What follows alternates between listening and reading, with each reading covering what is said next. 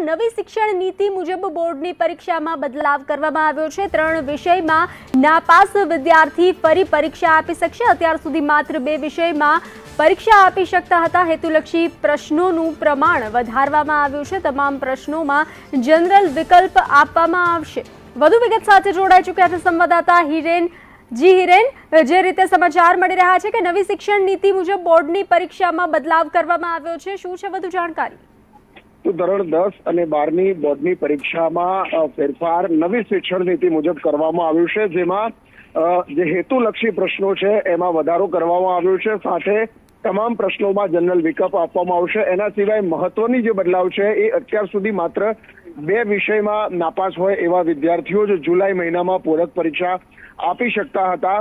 હવેથી આ નિયમ બદલી અને 3 વિષયોમાં નાપાસ હોય એવા વિદ્યાર્થીઓ પૂરક પરીક્ષા આપી શકશે। એટલે કે હજારો વિદ્યાર્થીઓ એવા હશે જેનું એક વિષયના કારણે આખું વર્ષ બગડતું હતું, એ વર્ષ નહીં બગડે અને ફરીથી પૂરક પરીક્ષા આપી શકશે।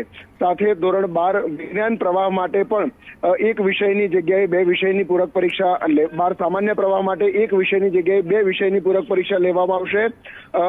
વિજ્ઞાન પ્રવાહમાં તમામ વિષયોની પૂરક પરીક્ષા જૂન અને જુલાઈ મહિનામાં આયોજન કરવા માટેનો નિર્ણય આ નવી શિક્ષણ નીતિ મુજબ લેવામાં આવેલો છે।